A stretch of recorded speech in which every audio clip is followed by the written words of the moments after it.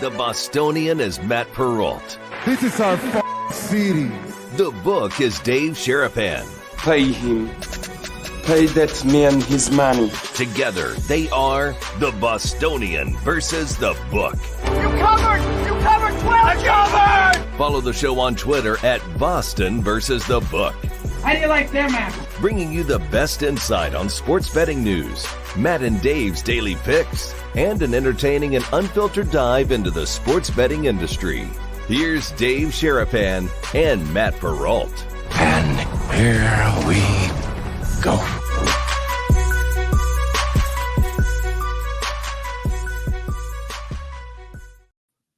We are live on a Tuesday, everybody. How are you? Welcome in to another episode of the Bostonian versus the book. Dave Sharapan, Matt Perrault, live on YouTube and Twitter. Sports Grid replay. Good evening, you guys on the late night owl watch. You guys who are live in the chat, how are you on this Tuesday?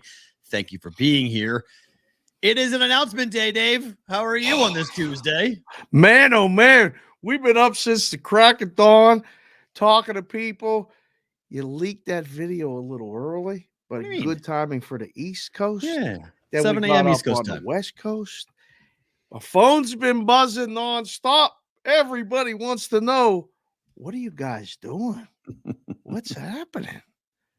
What happened? Well, look, we have spent. Are you playing the video? We will in a second. Yeah. For those of you who don't know what we're talking about on Sports Grid, we'll play for you. Yeah, we'll play for you here in a second. But let's just kind of lead into this as to how we got here, because I think we've had a number of conversations with a number of different companies, entities, and ideas. People have approached us for the better part of 4 months now as to, well, what are you guys going to do? How is it going to evolve? What is the next step for BVB? And we still have a ton of fires going. I mean, this is not the last time you're going to hear an announcement for us. No. But we were taking meetings, having conversations, and we started to do the math, and we started to realize that people were coming at us because they want access to you, the brigade. They want to pitch you guys. And we thought, wait a minute, we can do this. We don't need to have somebody come in and say, hey, our audience should go over there. Let's keep it in the family. Let's just keep it here. Come on. And so we are introducing the brigade proxy service. Yes. Before we tell you what the brigade proxy service is, here's a fun little video that Dave and I put out this morning that Dave referenced about what we're doing. Hey guys, how are you? Matt Perrault, Dave Sharapan, Bostonian versus the book. Dave, we have a little bit of an announcement to make. Little one. Small one? It's kind of a big one. Yeah, it's kind of a big one. So football contests are the rage. Dave and I have decided to do Brigade Proxy Service. So when you guys are coming to Vegas and you need anyone to be your proxy, don't just pick anybody. No. Pick. You got a guy. In fact, you got two guys. Brigade Proxy Service. What do we call that? BPS? BPS? BPS, baby. Vegas guys. Yeah. Here helping you get all your picks in the entire season. So, at Brigade Proxy on Twitter. Right, our DMs are open. If you're coming to Vegas, you need a proxy, as Dave said, you got a guy. The Brigade Proxy Service open for business now. Dave Sharapan, Matt Perrault, will see you guys in Vegas to sign up for the football contest.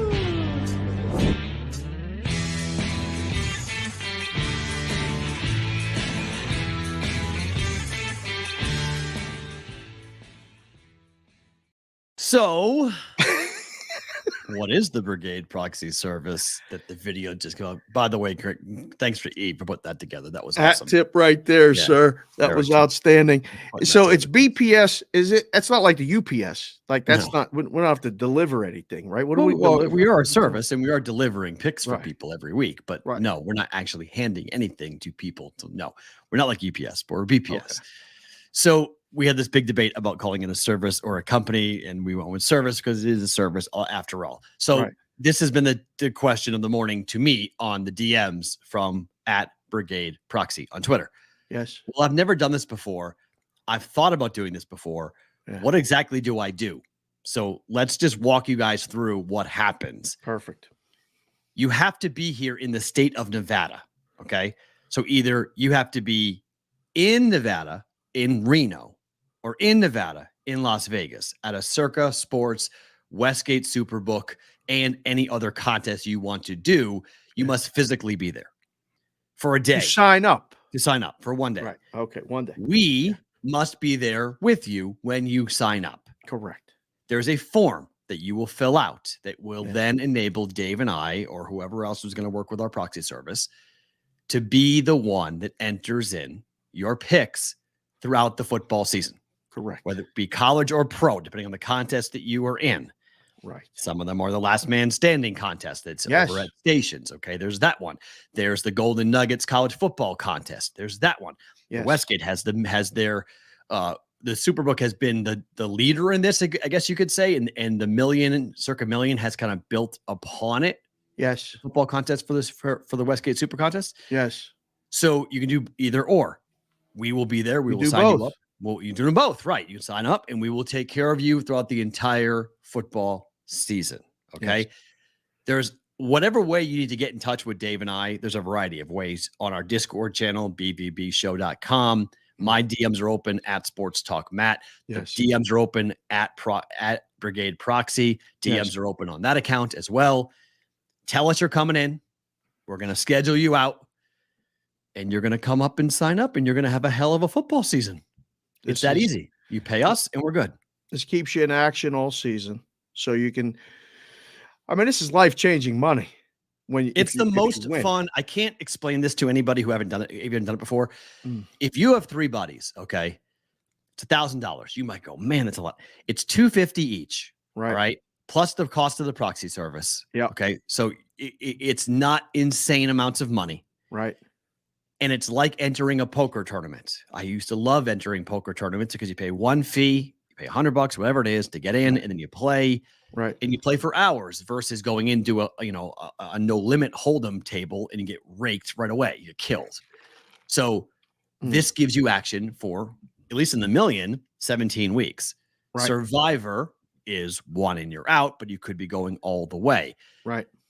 Both these contests, the Westgate Super Contest and the Circa Million and Circa Survivor, we're talking millions of dollars on the table here. Yes. Available for you guys. 14 at Circus. 14. Like to the Westgate, they got the picture, they got the money in the big case right there. You could come and take a picture with the money and say, I'm going to win this. And then, you got to be really hot to win it, but it keeps you in action. There's quarterly prizes. There's even a booby prize.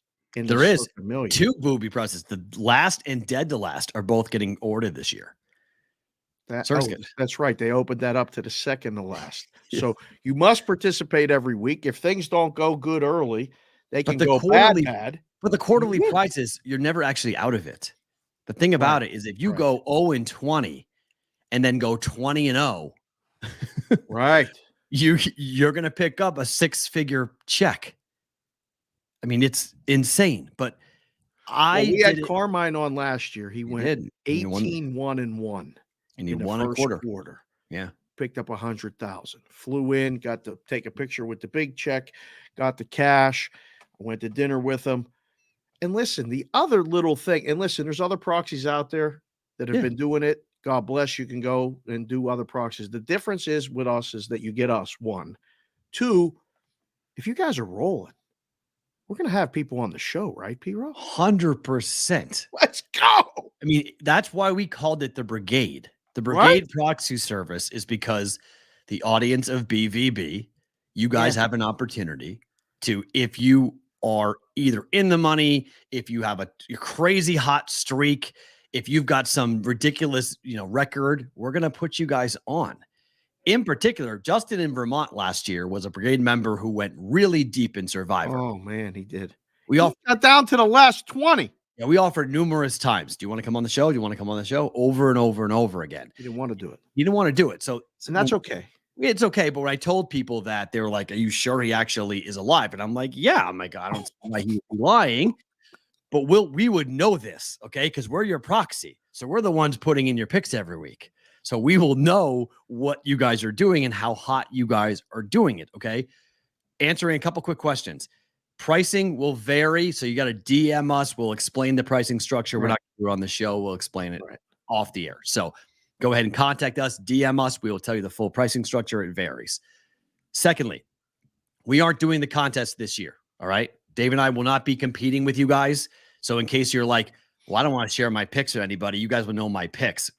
No worries there. Okay. There's no competition here. All right. This is us helping you guys enter the contest. We're going to have enough issues and problems and hopefully, yes, like procedures and things to get done to worry about me and you picking 5 games. Like we're going to talk about the contest. And I'm going to bet the games like crazy. Of course, it's football. Right. And we're going to be able to, have a kind of a plan and iambic pentameter, natural flow of the week in football season comes to Friday.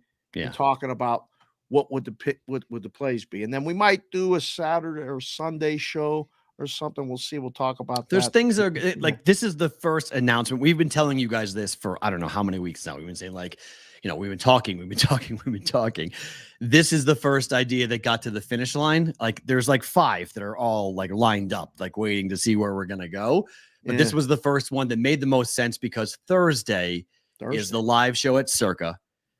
And we've got guys coming in. You guys are coming to the show. You were coming in to sign up. And we were like, look these are some of our good, our diehards that are coming in here. And if you're going to sign up for the contest, we're going to be your guys. Like we're going to be your proxy service. We're not letting you go anywhere else.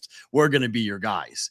So that's what pressed the urgency on this to get this done today.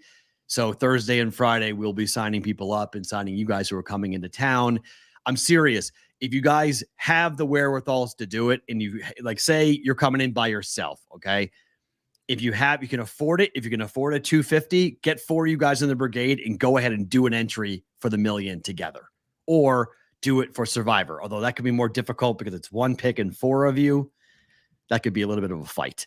But the most fun I have had during football seasons where I wasn't that large of, I'm still not a very big gambler stakes wise anyway, but like when I was a really small stakes gambler, the most fun I had was knowing that the most I could lose was $250 or $500.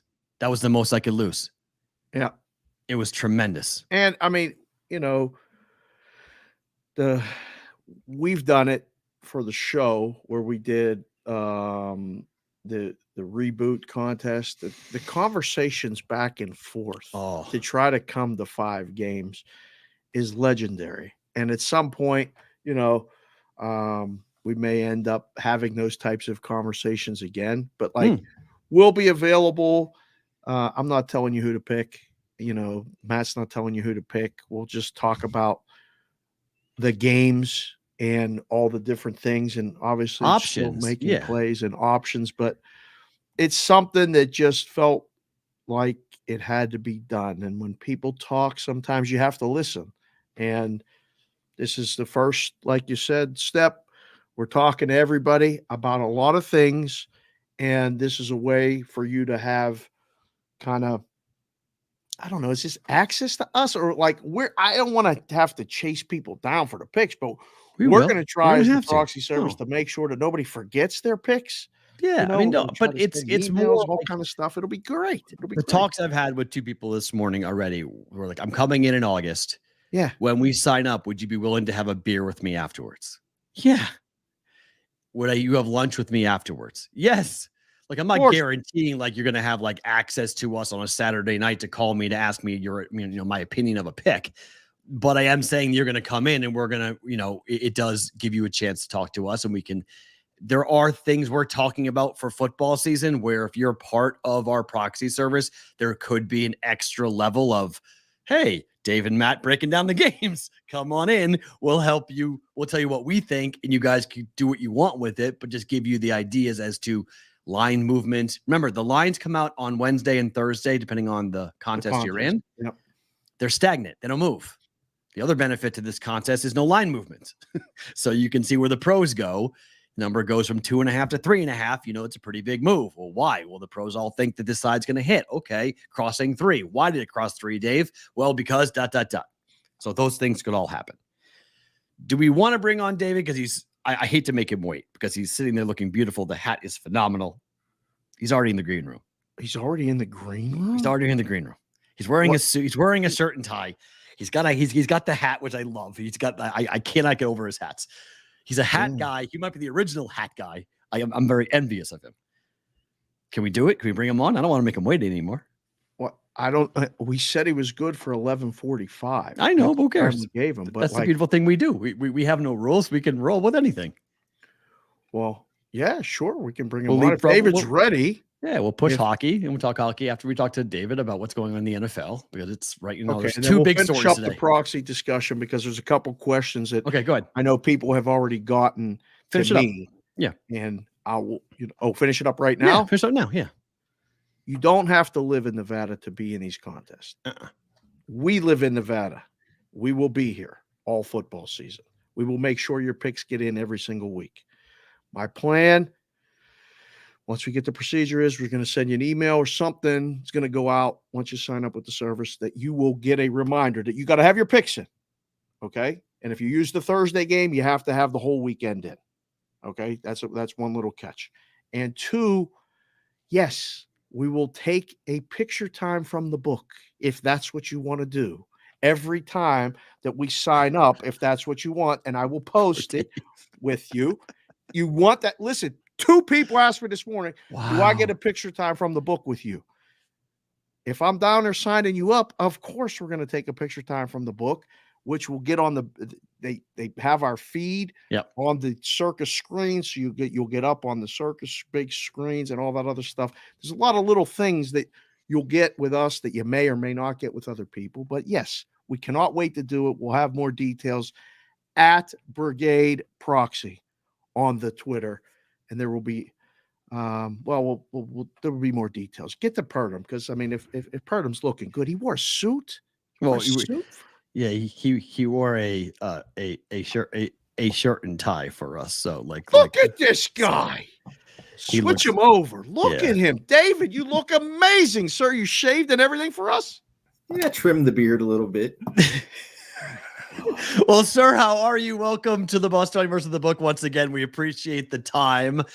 This is going to be a conversation that I hope we don't have a lot, but it feels like we're going to have this conversation going a lot. But for those people that might be just waking up to what's going on here with a Colts cornerback / kick returner, how big of a story is it that this player basically admitted he's been betting on his own games?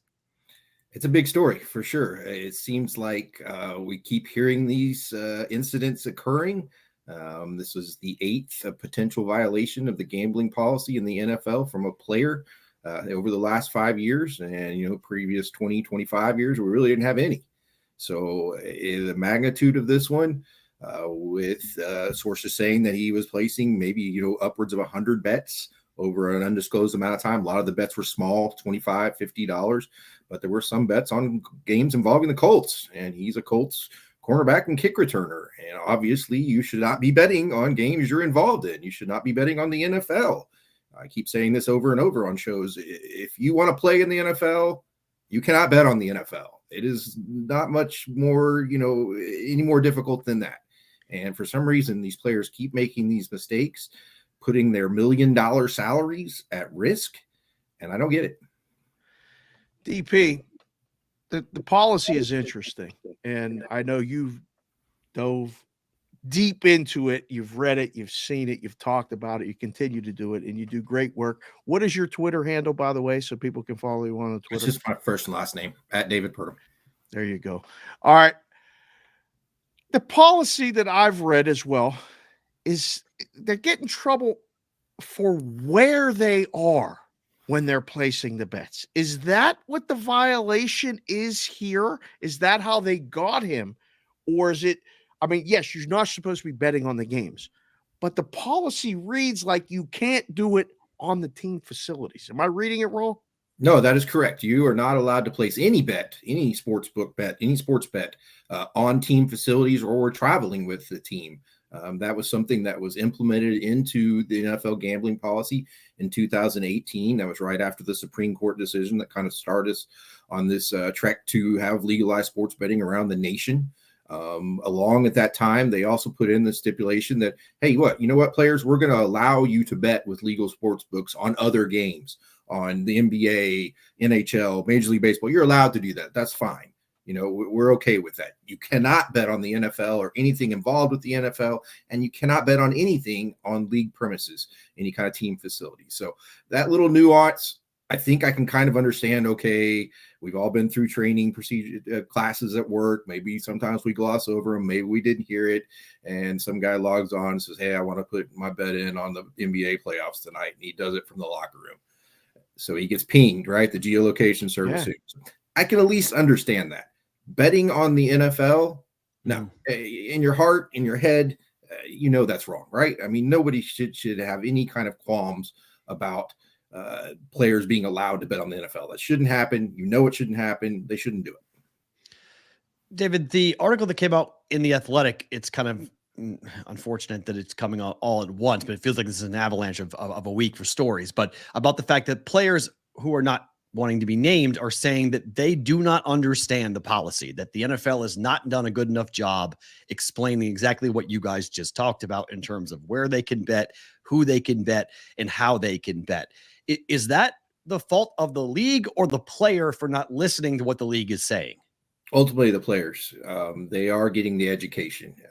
Whether they're absorbing it and understanding it, I don't know. It's apparently not, right?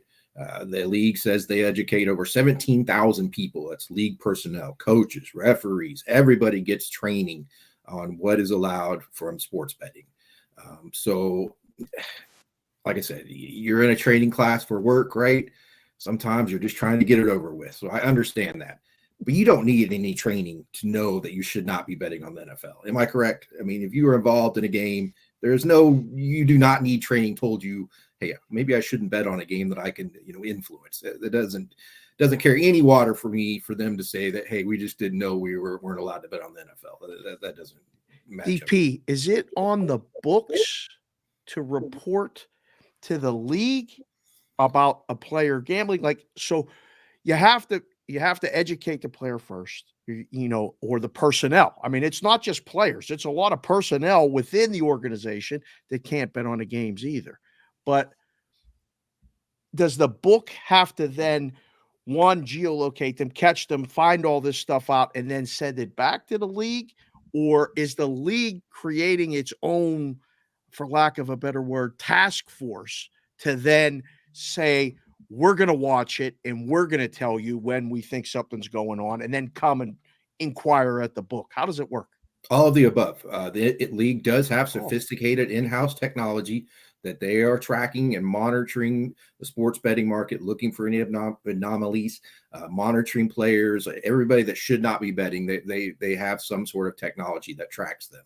In addition, they have embedded themselves in the sports betting industry. They have open communications line with their sportsbook partners, with state regulators, and the geolocation services that are taking care of the sports betting market, right? You can't bet in certain states, so you got to have some kind of geolocation fencing around those states to prohibit that. When those bets are made, if it's made at a team facility, ping, something comes up. It may be flagged by state regulators. They may turn it over to the integrity providers services that also monitor and kind of facilitate the communication. And then it gets to the league. So it doesn't take long to get to the league. Sometimes the league finds it out themselves. Sometimes their partners do.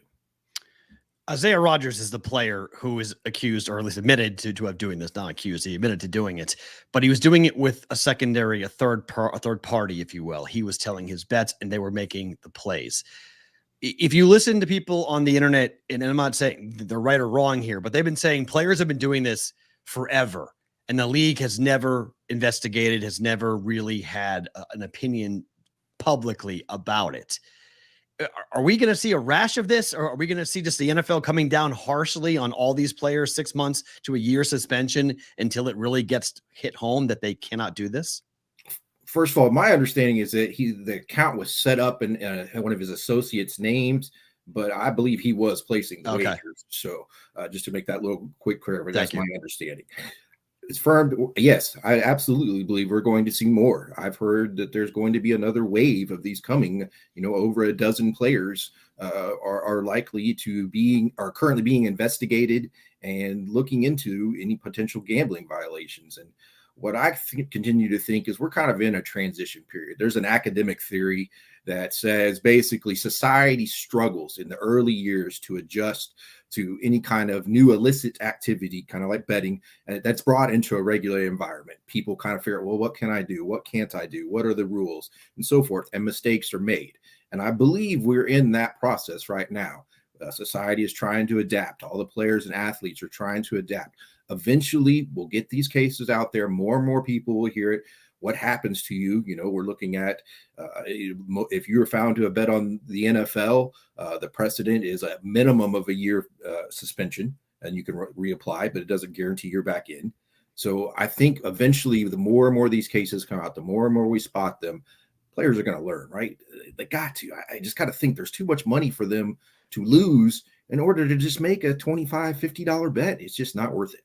It's crazy because yes, it was set up in an associate's name, and then a friend sets up an account, and then you use it on team facilities, you get busted. If you don't use it on the team facilities, probably never discovered like this. So that's the one catch.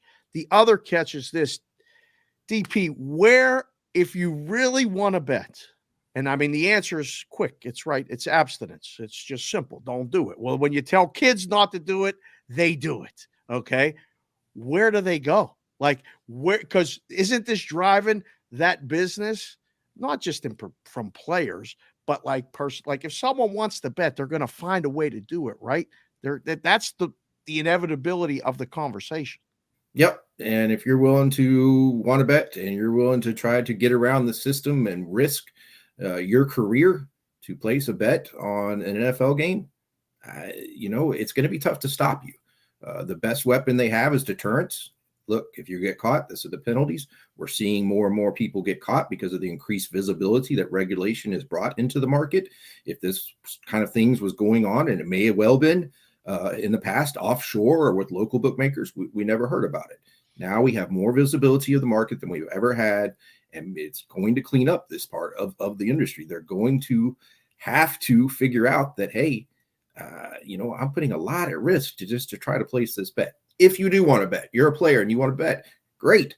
Don't bet on the NFL. Right. Find something else, right? Go home, grab you a beer, sit down and watch the game, NBA playoffs, and place your wager with a legal sports book. You're fine, right? It's like speeding, isn't it, in that regard? And like a lot of the critics and people answer and bark and back and whatever, you're speeding. People speed all the time. But until they get caught and get a ticket, get pulled over, and even then they don't slow down. Sure. That's the hard part, right? The enforcement after.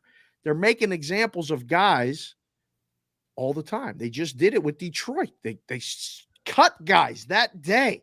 Mm-hmm. Is it enough?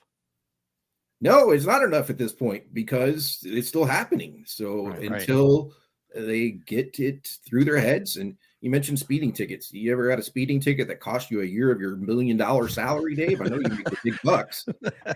What? Yeah. Have you ever got a speeding ticket? No. I mean, this is costing you your career. People I've got speeding tickets, but I never got $1 million salary, DP. I mean, we're going to work on that together. I'll help you. You help me. Let's go. Underpaid. But what is the wrinkle to this story? The fact that he was betting on his own team? Is that the other wrinkle that makes this potentially entering into a legal realm versus anti or against NFL rules? Well, it is against state regulations for anybody involved, athletes, to place wagers on games that they're involved in, leagues they're involved in. So state regulations, you violate in Indiana, or is that pretty much universal? In Indiana. Most states do have that kind of stipulation there. How often is it enforced? I don't know.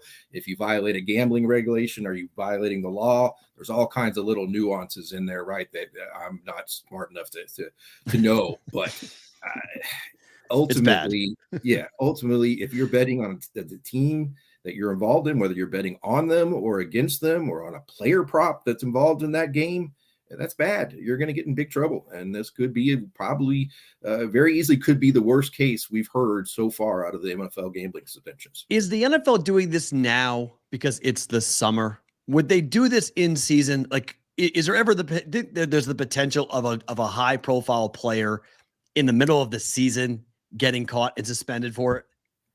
Well, we haven't had that yet. Josh Shaw was our first example. He was an Arizona Cardinals cornerback. He was on the injured reserve, and he got caught in November placing bets on the NFL. He wasn't around the team at the time. But no, we haven't had anything, a big player named that's come out during the season. So whether it takes them a while to investigate it, my understanding is this investigation was ongoing in the winter.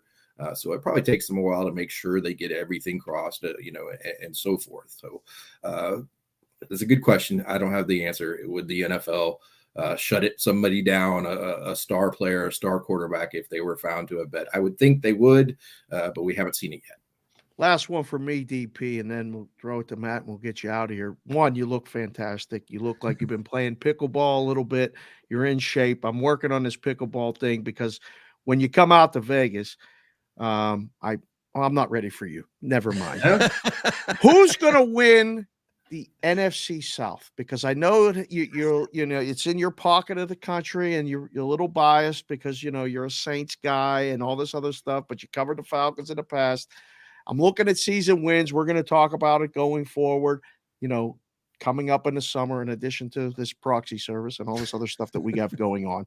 Who's winning the NFC South, DP? Come on. Boy, it's the battle of the worst, right? I'm going to say I just don't have any faith in my Saints anymore. No? Derek Carr. You got Derek Carr. I know. We got to upgrade a quarterback. Great. Yeah, upgrade a quarterback. Well, we lost one of our co-defensive coordinators to the Falcons. Some of the coaching decisions last year, we just did not look well coached, in my opinion. With all respect to Coach Allen, there's going to be a drop-off from Sean Payton to whoever. And it was glaring to me. And so I'm not 100% sold on the Saints. I thought the Falcons were an improved team last year. I could see them making some noise. In fact, this division is so wide open.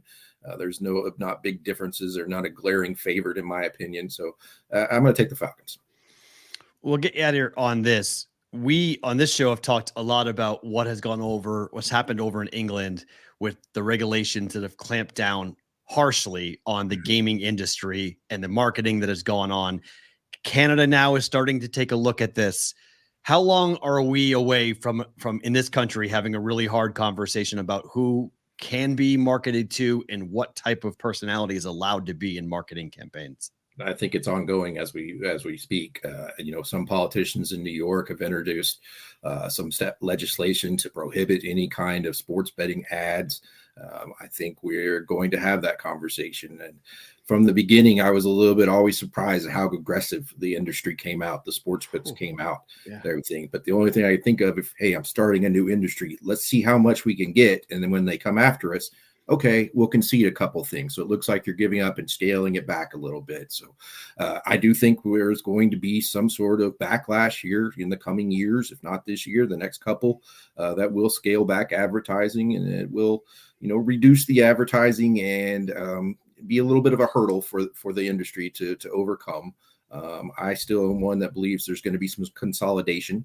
I still think we have a dozen or so sports books, and I think that'll get cut down significantly. You'll have massive handle, maybe smaller margins, and that's probably what I see in the future. So, I agree with you. I think something's backlash is coming. David, thank you for the time. Really appreciate you coming on today. You got it, guys. That's David Perrault from ESPN joining us here on the Bostonian versus the book. Great to get him on. I got to do a couple of things. Squares, you're switching squares. Yeah. Hold on. Which way are you going? We'll get it. We'll get it all. We'll get it all. We'll get it all. Oh wait! Wow, I'm on the wrong side. There we go. Hey. All right, now you're back. All right, good. No, we're all good. Now we're all good. Over my right shoulder, left shoulder. I don't know where you were. Now you're good. All right. To change everything up, just quick things on the fly. Thank you. Sorry we didn't get a chance to promote that. That was he was supposed to come on 20 minutes later than he came on. Yeah, but he's always prepared. He's like a Boy Scout too. He came on, he dressed up. I just love the hat. The hat is it's just I'm such a sucker for that hat. I have two of them myself. I love it. I love that it's his thing. It's his catch-all. It's phenomenal. Between him and Crack, I can't wear those because those guys cornered the market on that. I love to wear those. I was wearing those hats. Did you wear those hats to school when you were a kid? Only in the wintertime.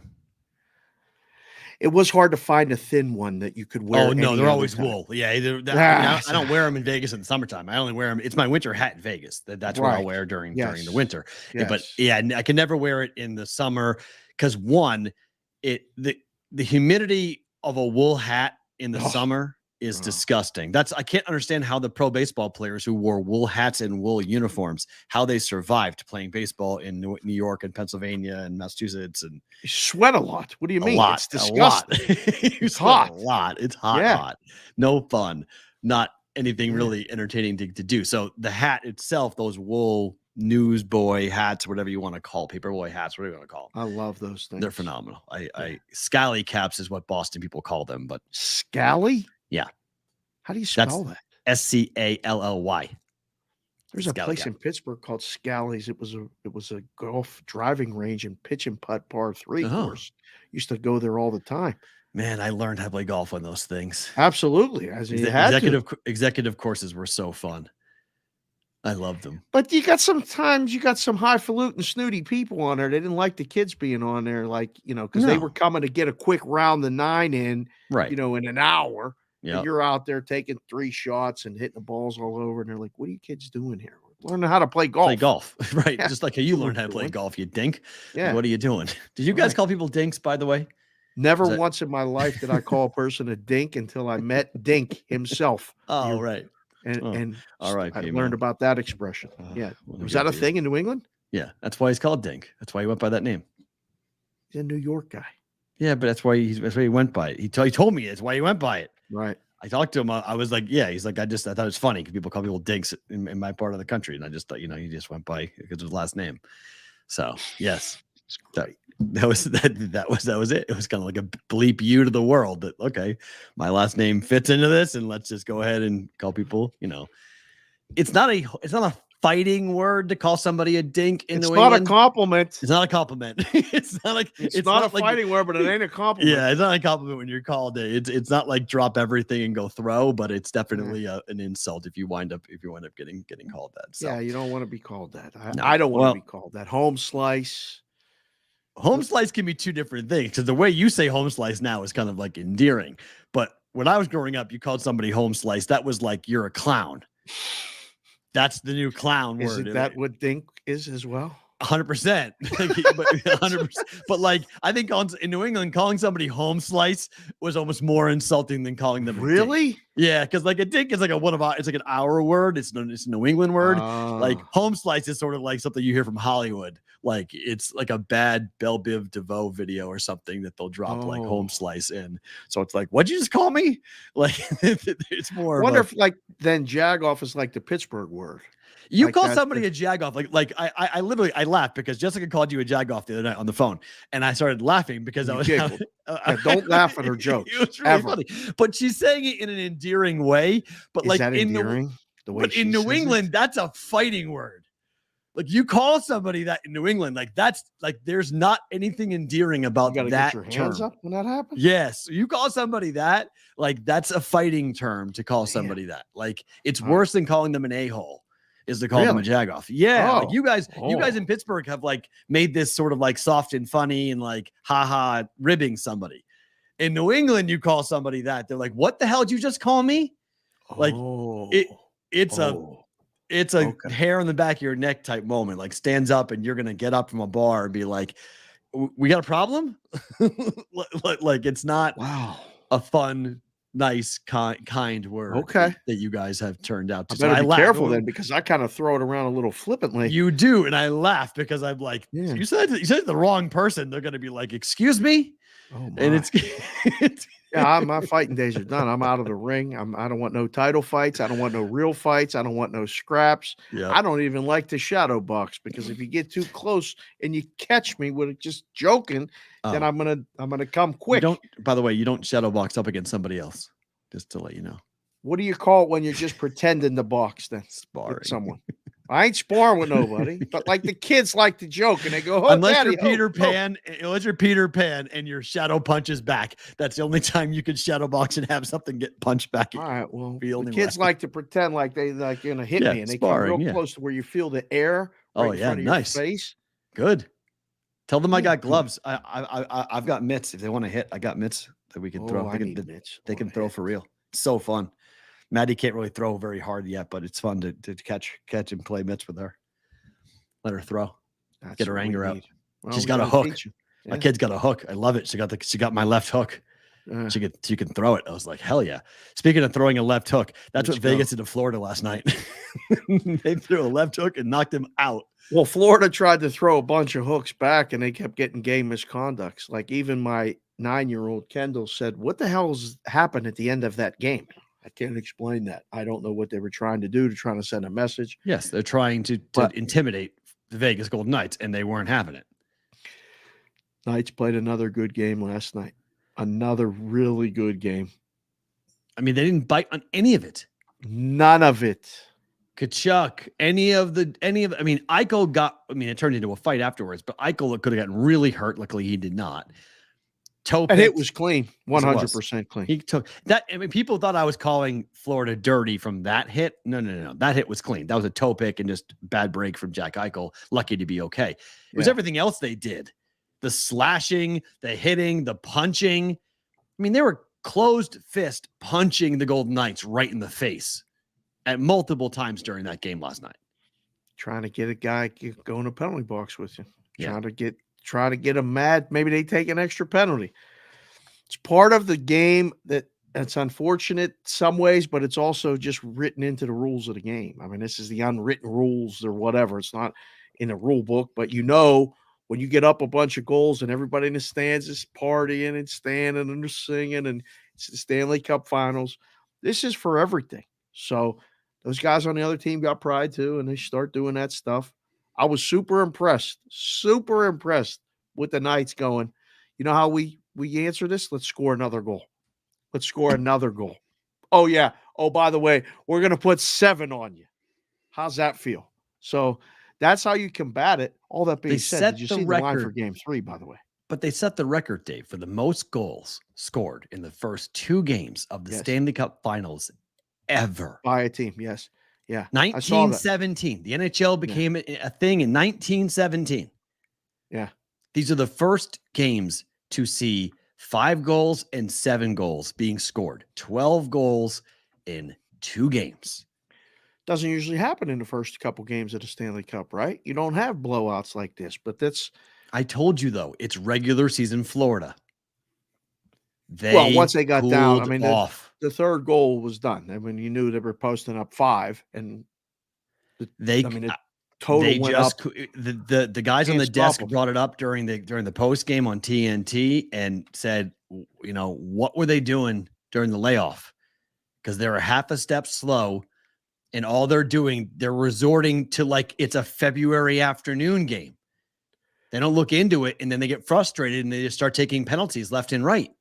Well, it's the Cup Finals. You know where the frustration lies is that the puck, once it gets over the red line towards the Vegas net, they can't get it anywhere close to in between the circles. 1. 2, once they even remotely get close, they try to take a shot, it gets blocked. They can't get the puck anywhere close. And then, if they do, Hill is making every save and kicking. I mean, their first goal bounced off Martinez, the Vegas defenseman. It was going wide. So they had 3 shots in the first period. 3. The momentum has been all Vegas, all downhill. Place has been rocking. All of that said, you saw the line for game 3, did you not? I did not. Is Florida favored? Yes. Yeah, they should be. That's fine. Florida's going to win game 3? They could. Yeah. And then it's game on, series on. Okay. It's minus 120. Let's call it 120. There's a couple 125s. There's nothing less than that. I would be very concerned as a Florida Panthers fan at the way the Vegas Golden Knights have performed on the road this year. They're the second best road team in hockey. Yes. Well, going to Florida is not going to be a problem, and they better figure out what's up with Bobrovsky because regular season Bob is back. Well, the book is out. Shoot It High Blocker. We were talking about it a little bit last night. I was talking about it on Sports Grid too. You can see it. They know either this is what he does or this is what he's doing. But he's going down to like see through the traffic quick. So they're going over that shoulder. And once you know that on the bench, you tell everybody, just shoot it high blocker, high blocker, high blocker. And when it keeps going in, when they pulled him, he's starting game 3. Let's put that to bed. Okay. Bobrovsky start. I think so. No, you wouldn't start him? Alex Lyon started game 1 of against the Boston Bruins. Alex Lyon came in and started big games in the series against Toronto. I'm not going to put it past Florida to bench Bobrovsky. Make the goalie switch? Wow. To bench Bobrovsky. It won't shock me in the least if Alex Lyon. They believe in the kid. They like him a lot. I think they start Bobrovsky again. I hope they do. Please do. Yes. I did not. I'm going to look right now. Did you see the total for game 3? Is it finally 6? It is finally 6. Yeah, makes sense because regular season Bob is back, and everybody knows it, and everyone's going to bet over because this is what it is. Well, ironically, before the game yesterday, Bobrovsky was the odds-on favorite to win, which was wrong. Which we kept saying. Yeah, it was wrong. I kept saying I would give it to Tkachuk if Florida wins. I don't think I would give it to Bobrovsky. And Marchessault now is. That's the guy, right? He was 10-1 before the Cup finals began. Yeah, he's minus 105 right now. I hit refresh. Aiden Hill second, 4-1. Eichel 6-1. Stone 10-1. Then Bobrovsky and Tkachuk both at 13-1. So, wow. What's that tell you? That tells me that the book really thinks that the series is over. The series is over. The book is very confident the series is over. That sounds like, a Knights fan like Jordan One-Star Gorov would say, series is over. The problem, Perrault, and we were tweeting about this last night. I saw you chime in with a couple of our friends, Furman and Vital Vegas and all this stuff. Where are they going to have the parade? Are we supposed to talk about this right now? Well, I mean, they're planning the parade already. I feel like if we talk about this and Florida wins, then we're going to look really dumb. We were talking about the parade and Florida comes back and wins, in game 7, Florida wins. And then this clip goes viral about 2 guys in Vegas talking about the parade when Vegas was up 2-0. Are they going to be mad at us if we do that? Yeah, Vegas fans might be. I don't know. Be mad at us? I'll just say this. If Vegas is going to win, and I'm not saying they're going to, it's minus 550. So the books are telling you they think it's going to. But if it doesn't, I could see Florida. I don't think they're dead. But if they do have it, I think the perfect place is to have it. And it's going to bother the properties because the properties want everyone down on the strip. But the Knights have been a Vegas local team. The Knights practice in Summerlin. There's a outdoor walking mall called Downtown Summerlin that is adjacent to the ballpark where the AAA Aviators play. Right. And right next door to where the team practices. A lot of the guys live in Summerlin for that reason. Have it shut down downtown Summerlin, have the parade in there, have it end at the ballpark, and you can accommodate at least 15,000 in the park, and then you can accommodate probably 10 or 12,000 outside the park along the route of downtown Summerlin. And that's pretty much what I think you're going to see. I don't know how many people do you think are going to show up? 100,000, 200,000 for the parade? I mean, maybe. And by the way, everybody don't tweet because you're going to get a lot of hate. Don't tweet the Golden Knights are the first Vegas pro sports team to ever win a championship. Oh boy. You're going to get blowback fast. You might not consider the WNBA anything. You might think the WNBA is a joke, but the Aces won the WNBA championship last year. And there's a lot of really passionate people that get very mad in this town if you say the Knights were the first team to win. It's got to be of the big 4. Then you can catch it with that. But I've seen that all over Twitter. Even Asia Wilson got involved with it and responded to somebody. Asia. She came after Mo. Mo tweeted something, tagged the Cash Consideration Show. She came after Mo. So I was like, wow, that's just don't play. FYI, she's not playing around. So you got to be a little careful of that as to what you say about it. But the strip is where everyone wants it to happen. But in case you don't realize, if you guys are coming in on Thursday, you're going to thank us for having our event downtown. That was my point. I was going to try to lead into that. Like this is the traffic report portion of the show. The strip is a mess right now. There's traffic everywhere. I did single lane, by the way. Single lane. all over. Just the strip itself is bad enough, but some of the streets going in, out, the Tropicana overpass is a mess. Nothing. Yeah. So yes, for you guys coming in, it is a mess. And like, Teddy on Wager Talk this morning was like, Dave, there's cones everywhere in this city right now. It is all over. So they're getting everything prepared for the race in November. That means it's going to be kind of a mess right now and going forward. So yeah, I was just kind of kidding about planning the parade because I think Florida's going to win game 3. I thought they were going to win either game 1 or 2. They did not. I'm not positive they win game 3. See, I'm not betting it. Yeah. I'm not betting it. Not with goaltending problems. I'm not betting it. No way. I'll be interested to see who they start. Mm-hmm. I think if they start Hill, they're in a bit of a panic mode. Maybe not. I mean, Lyon, you mean? Lyon, I mean, yeah. Yeah. Yeah. So, I think they are in a bit of a panic mode. See, I don't think so. You lose. Like you lose 7-2, you lose. It's still one loss. That's the way we were. But you lost in 2 different ways.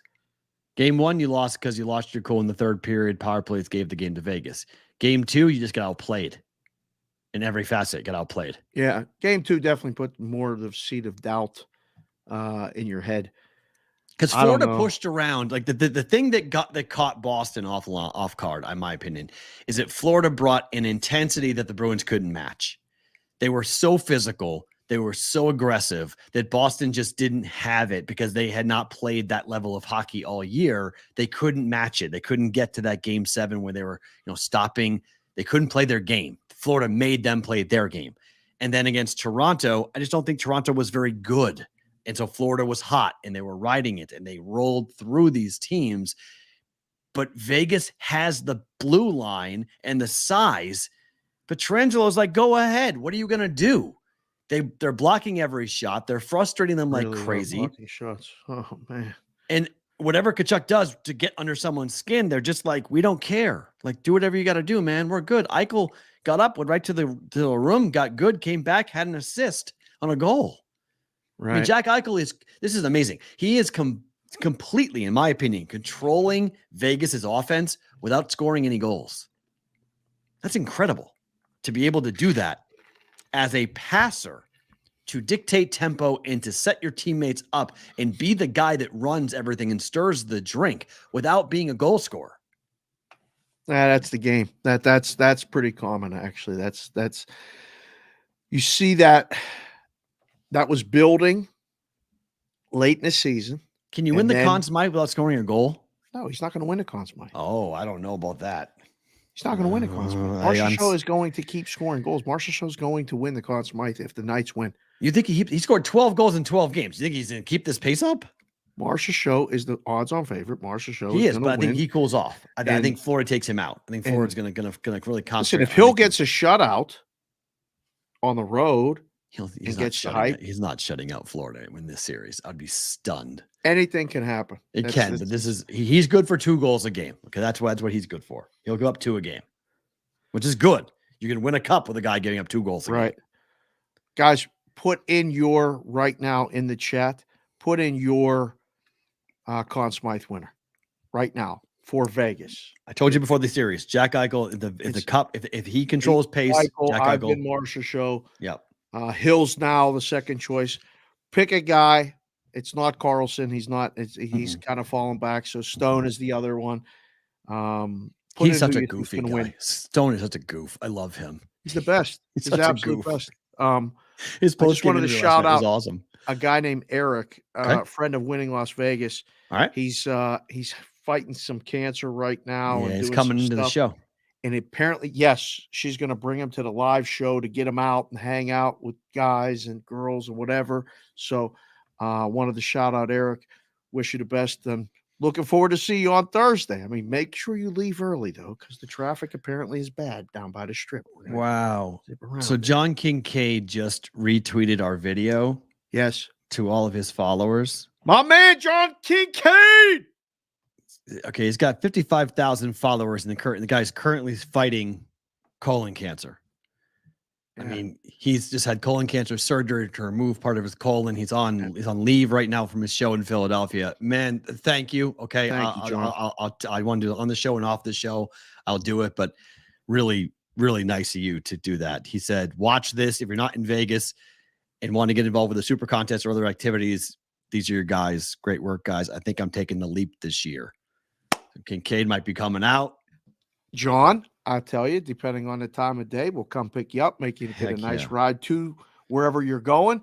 You don't have to bring the cigars. Just come with yourself. The money will make the process as easy and as smooth as possible for you. And then you're in action all season. I mean, this is how it's going to happen. These are the things that are going to happen. No matter what Mrs. Kinsig tries to say and do, she says, we're going to win. It's going to be okay. It's going to work. We're going to win. That's great. We're going to win. Be all right. It would be phenomenal. No, you're going to be so happy if you can win that fight. Okay, so the other major story out today besides the NFL players betting. Holy crap.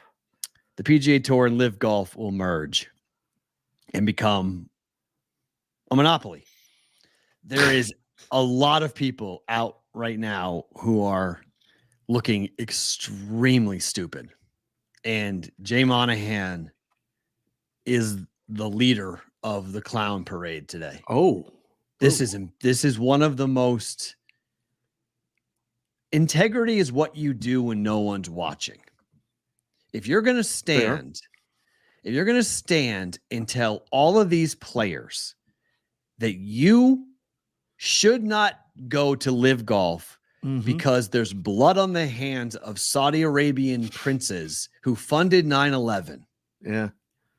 Don't take the millions of dollars because there's a principle at play. Yeah. And then you take the money, bro.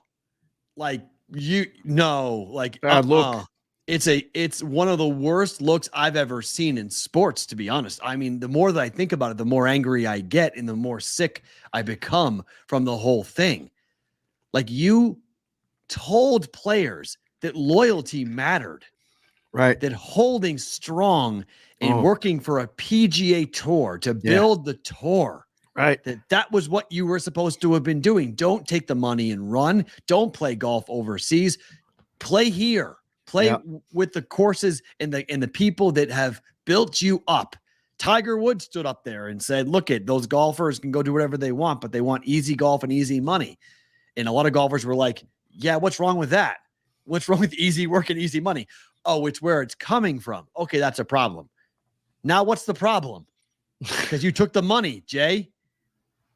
I mean, I don't understand, like, how you allow the PGA Tour players to find out on Twitter today that this happened. This is a big problem. A lot of them had to find out on social media or just someone like calling them. Did you hear?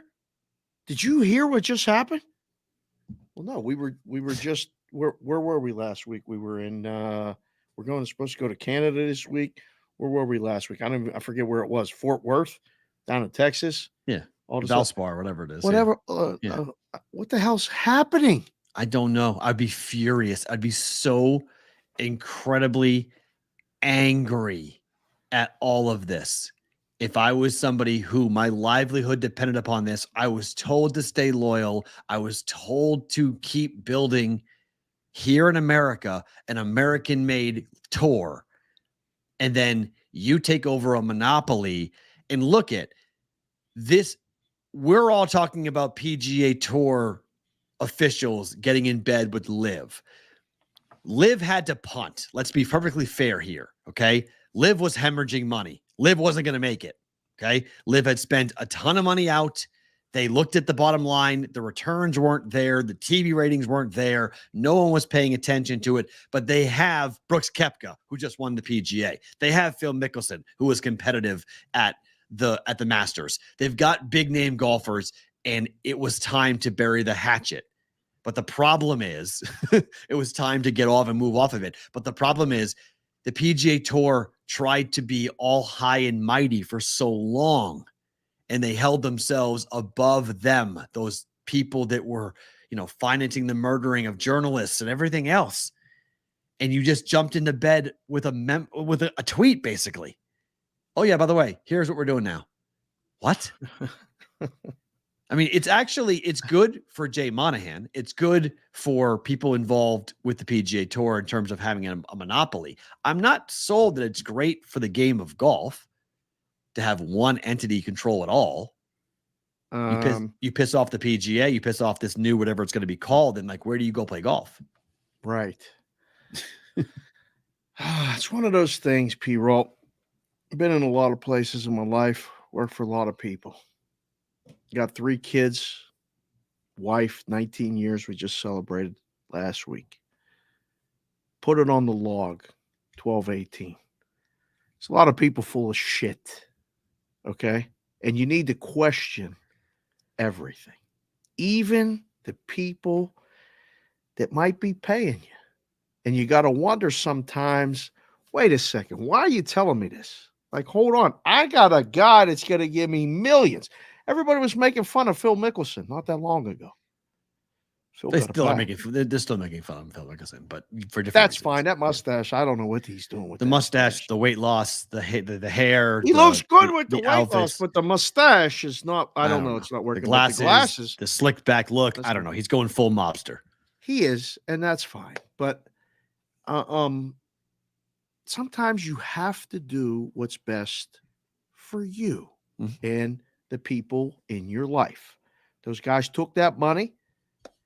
I hope there's a real big circle back for a lot of the guys that went through whatever they went through. And, and the guys that held true, listen, you made the best decision you could with the information you had at the time. Right? Nice job. There you go. Bill D is happy with us right now. We're stealing Bill D's lines like crazy. That's great. Well, sometimes you look tell back. Bach that, by the way, when Bach comes to sign up for the contest, tell Bach that line. He'll laugh. Which, by the way, I'm getting text right now. This is so cool that you guys are starting a proxy business. My phone is buzzing. I apologize for those of you. I'm trying to keep it away from the microphone, but it's like, oh, great idea. Oh, we're doing it with you. Oh, but okay, I'm doing the show. Please, right now. You were texting me, and then we spoke early this morning. You're like, we were on the phone when it started to happen, and you're like, oh my God, this is blowing up Twitter right now. This is blowing up social media right now. Is it a bigger story than golf? Oh yeah, right now it is. Yes. It won't be tomorrow, but today it is. Yes. Today it's like nightly news type story. Like it's a national story. Right. Because of all of what it means. Somebody may on the Golf Channel, I think Gabe was tweeting about this and I put it on for a second. The Golf Channel was talking about the fact that there could be some legal action taken in America. By who?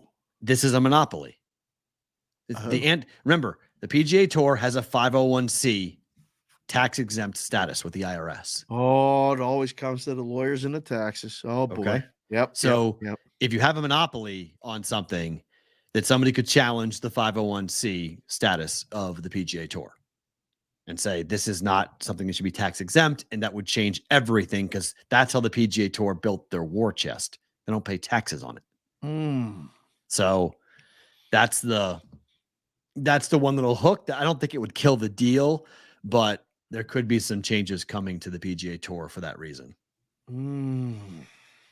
People are mad, like mad about this. All right. Omaha Steaks Searing Hot Take of the Day. We'll get to the new offer. There's a brand new Father's Day offer out just before the show that you guys want to hear about. If you've not bought the meat yet, you're going to want to hear about this here in just one second. You didn't even tell me this yet. I did not, but this is a good news. What the hell's going on around here? I got literally the email from our friends at Omaha Steaks 1 minute prior to airtime. Really? Golfer Dylan Wu. Tell me why Jay Monahan basically got a promotion to CEO of all golf in the world by going back on everything he said the past 2 years. I guess money always wins. Money always wins, don't it? I mean, these guys are mad, and they have a right to be mad at what the PGA Tour did. Sit them down. Like, you need to, like, if you're going to do this, you need to get everybody in on a call, on a conference call, on a Zoom call, in a room, whatever, go to a tournament, whatever you do, sit them all down, walk them through what you just did, explain what you're going to do. Guys, here are the economics. Here's the outlook. Here's what you will make. If we do this, it will improve X, Y, and Z for you. Here's what, because he did it. If you remember, they did that circle, come to Jesus type of thing when Liv was going on. Monahan sat them all down to say why they should not go to Liv Golf. Now, when they join forces, he does it via the internet, and these guys are finding out just on their own Twitter accounts, saying like, wait, what is going on? They have a right to be furious at the PGA Tour for what has happened here. And they're all independent contractors. That's the other problem. These guys are all on their own. So like there's no owner, there's no GM, there's no commissioner to go and talk to about all this. So doesn't that make it harder then to do what you're saying, to get everybody together, because everybody's on their own same page anyway? They are, but at least make an effort to do it. At least say Jay Monahan's not even acknowledging the hypocrisy of what he has done. Like he's just doing it in a clandestine, quiet move. Like, by the way, we're going to go ahead and join with Liv. Like he doesn't want to tell anybody. Like how do you do that? Like how in the world with a straight face do you go now to a PGA Tour event and be like, yep, I'm your commissioner. Here I am. Like, it's not an easy job. But you have to communicate with people. You got to tell them what you're doing. You stood there on national TV and said, don't go to Liv Golf because there's 9/11 people that are involved here. He literally accused the Liv Golf Tour of de facto funding the single worst terrorist attack on the history of this country. If you do that, your principles have got to mean something. Classes for these. You have to, it's you show yourself so much in life in these moments. Like, what do you really care about? What really matters? Because you'll use whatever tool is at your disposal to get to the end result that you want. And the end result was money at the end of the day. That's all it was. So you'd use 9/11. You'll use loyalty. You'll use integrity. You use all these different things to make sure you keep the money going. But then when the money becomes so great, integrity gone, loyalty gone, 9/11 gone. Don't you worry about all that stuff. Guys, we got the money. Well, who got the money? Well, the PGA Tour did. Does that help me as a golfer? Well, no. It just means your purses will stay big. Listen, there's no choice in the matter a lot of times for that guy that has to do that, the commissioner. I mean, do you think Goodell has the ability to say no to the owners and whatever he's doing? And like the commissioners, what commissioner is liked in any sport? But different structure. There are no owners in the PGA. It's not like that. The players are the owners, are they not? In a way, yes. In a roundabout sort of way, yes. It's a PGA Golf Association, the Professional Golfers Association. So it's all wrapped in one. And Liv Golf gets a seat at that table now. That's what they wanted. Liv Golf now gets a chance to sit at the table and help talk about the direction of golf. Such a crazy story. It's so wacko. I mean, when you go down deep into it, like at first glance, it's like, okay, who cares? You start digging down deep and start realizing what actually went on and how this came to be and what they're doing. It's like, how are you guys even walking around right now and not like at a bar 6 feet under drunk? What did you do? Yeah. You sold your soul. I mean, somebody went to them.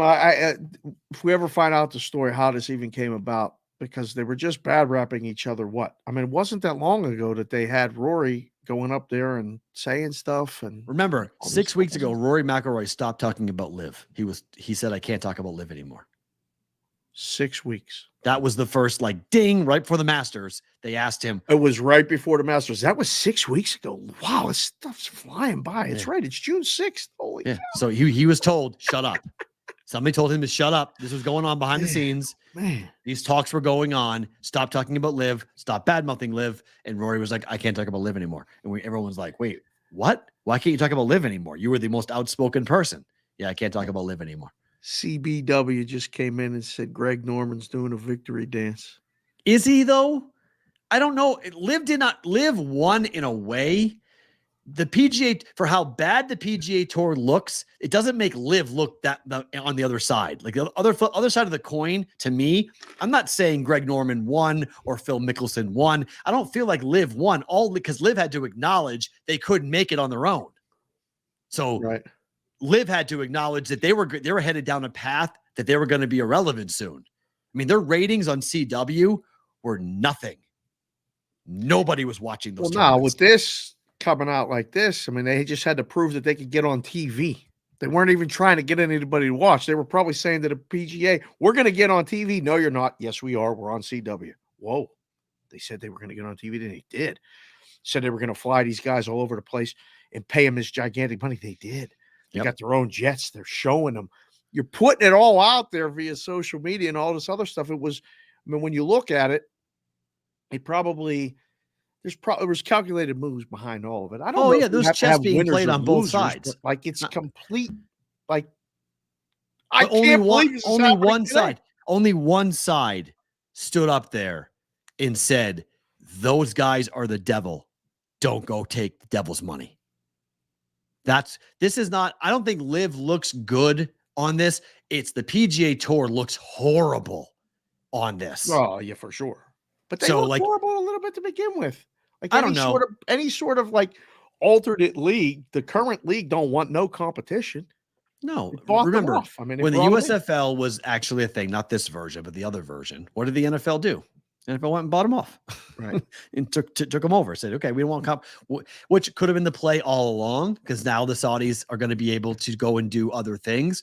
Because the whole point, it's why they were buying European soccer teams. Now they'll live golf, and this is where people who are really anti the money over there and how they got the money over there and what they fund over there is that it gives them, they're calling it whitewashing. They're whitewashing their money. They're just going ahead and allowing people to then turn around and use it in other ways to buy potentially a pro football team here in America or to buy a pro basketball team here in America, which right now would never be allowed. Good question from the chat. TJ Horrego. Is it a total bluff? Would they have run out of money? He didn't ask the question. He said that's what would have happened. I'm asking you that question. They never would. They would have never run out of money because the Saudis never run out of money. Okay, like they have more money than they. I mean, like air over there. It's they'll never run out of money. But the venture was not working. It was dying. But to have it go to however long it was going to take, they signed Phil to a 10-year deal. Like they could just go and keep funding it and having Phil play in front of nobody, and Phil's making $200 million. What does he care? Right. So I think that's the PGA Tour made a calculation that now is the time before Liv gets really far damaged.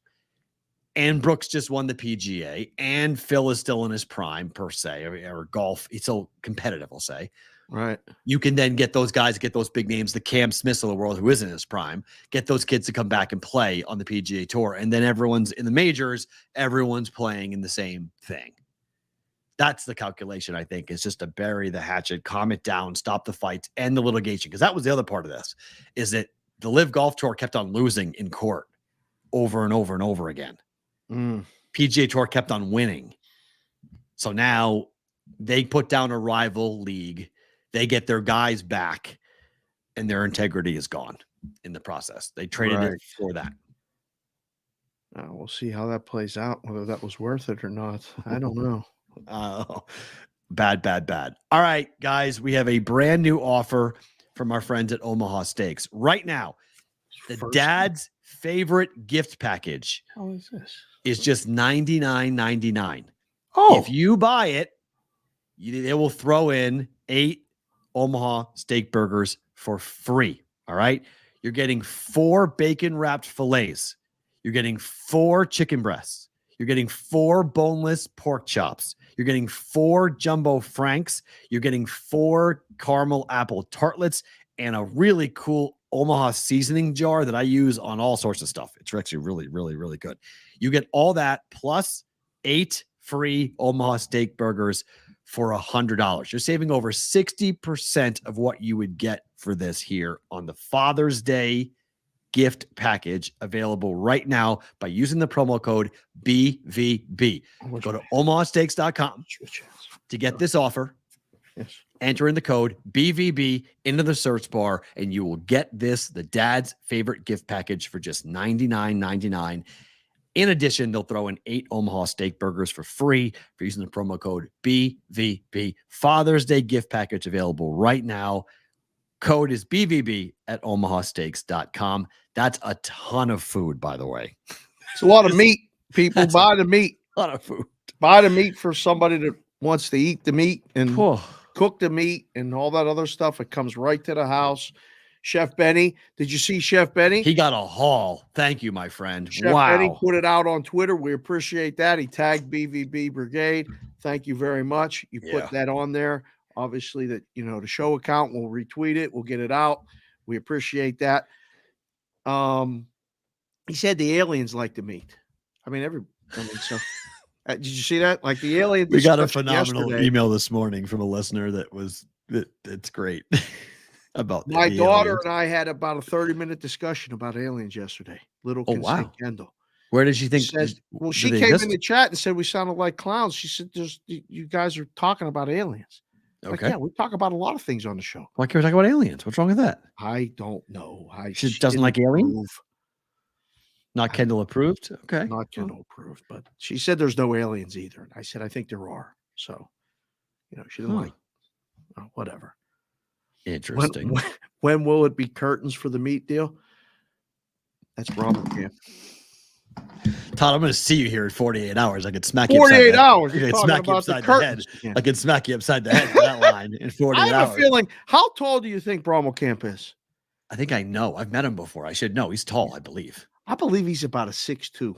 I think that's right. I forget. Yeah, he looked like a big dude. I don't think I've been in the same room as Bravo Camp for like 20 years, though. It's been a while. Really? Yeah. All right. It's been a long time. It's been a long time. I think I can't remember if I asked him that or not, but Bravo Camp will be in the cabana next to us, right? We're in cabana 4. I think it's 2 down. Oh, he's in 2. All right. Well, either way, he's right there next to us. He's going to come on our show. Hopefully, he'll let us come on his because we're doing ours first, and then he's doing it later. Oh, he's doing a whole fantasy football thing. Yeah. We're supposed to go over there and draft in that too, so that'll be fun. We'll have a discussion about that. We'll talk about all that. But guys, if you're coming, Bravo Camp will be there. A bunch of you will be there. I can't wait, man. I'm already we did a little test thing last night. That was good. Ease all over it. And this is it's all coming together, Perrault. We got a proxy service now to recommend. We'll walk people down to the book. Sign them up. Proxy service, right? It's going to be fantastic. I can't wait. So we have talked about the A's moving to Vegas a lot. It had 2 different. I've been pushing back and saying, hold on, it ain't happening. You have 2 different plots of land that were thought to be the places where the Vegas A's were going to exist. Yeah. First pot didn't work with the folks at Red Rock, fell through. Second with Bally's at the site of the Tropicana. Went as far as the Tropicana to issue pink slips to every employee. Tell them that they're going to close because of this thing. Thank you for your service. We appreciate it, but we are going to close at some point in the very near future. And essentially, you're out of luck. You got to find a new job. You ever work for a place that you were told it was going to close and stay? No, I've been told I'm out when a thing's been sold. I've never been told that it's closing, like going out of business. I've never worked for something like that. No. It's a torturous process, but go ahead, continue, sir. So the A's had a bill that was up for vote and debate here in the state legislature, which ended last night at midnight. The bill never got out of committee. Did not. So now, in order for the bill to be voted on, the governor has to call a special session. He did say this morning that he is going to call the special session, but he has not stated yet exactly what is going to be in that debate conversation in the session. It could be this bill, but it might not be because there's a couple other really big bills, not to get local politicky with Nevada, but there's a couple of really big funding bills that have not been voted on that people want decided. way before whether baseball is going to come to Nevada to play in Las Vegas. Okay. Does this happen? Does this feel like it's happening to you? Because now I'm on your side of the fence, I believe. Yeah, I'm sticking on no. I don't know what the end game is. The only end game is the A's just finally shut up and pay for the whole thing themselves. That's the end game. And still move here. Which they can. They're getting the property for nothing. Okay. They're paying for the entire ballpark themselves. They want about $350 million of taxpayer funded help to do other things with infrastructure and roads and blah, blah, blah. Yeah. Pay for it all yourself. Yeah. Do you want to move? They're getting the roads fixed now for this F1. So they ain't got to worry about the roads. And all no, they do. They got to worry about the ins and the outs. Where are people parking? They didn't really worry about that when they built Allegiant. They just built it. But now what happens when they have an Allegiant game and a baseball game at the same time? And a T-Mobile game or concert at the same time? How do you make that noise when you do? Like I don't even want to think about that. The stress level of even thinking about going near that part of the city on that time. If there's a day game and a night game, or an A's game and a Knights game, a Raider game and an A's game. Look out. Like, oh, I don't want to think about that right now. That's the problem. They actually do need to have some type of. There has to be something done. Plan. But I'm still on the no. Like from the people that I've listened to, people that I talk to, and the people that are diving a lot deeper into this, the political side of it and all this other stuff, I just don't think it's going to happen. But I think the result of it is going to be an expansion team. I think they're doing all this to go through the motions. I mean, they're trying to rescue and get Oakland out of there at some point. That owner's trying to tank and leave. But I think I still don't think enough people want to make that commitment to that team. So here's the interesting part that came out yesterday. Adam Silver has floated 7 cities for expansion in 2024 for the NBA. 7? Yeah. And do you know what the leading favorite, what USA Today has put the odds for Las Vegas to get a team? Wait a second. USA Today's doing odds, or they're just making fictitious odds?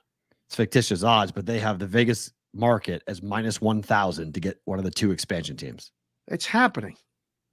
Okay. Well, here's the problem. Oh, you need a baseball team here before a basketball team. You don't want to if MLB waits, they're dead. If MLB wants to expand, they're not going to expand that fast. Like, you can't build you can't have an expansion team and not have a place to play. You can play. You can play at T-Mobile Arena. You're just going to move them and play them at the minor league ballpark.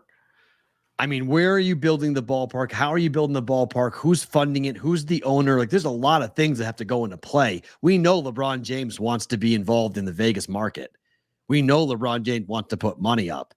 Brady will put money up. Like, they'll have a star-studded powerhouse. Marky Mark will put money up. Marky Mark will. Right. NBA sells in Vegas. NBA works in Vegas. NBA will crush in Vegas. It'll be the fact the NBA hasn't done it. It's kind of like what we've said with the proxy servers. We're going to look back and go, why didn't we do that earlier? The NBA is going to come here and go, why didn't we go there earlier? Baseball, different story. Definitely different story. It's not more the expensive, NBA. Not needed. The hype's not there.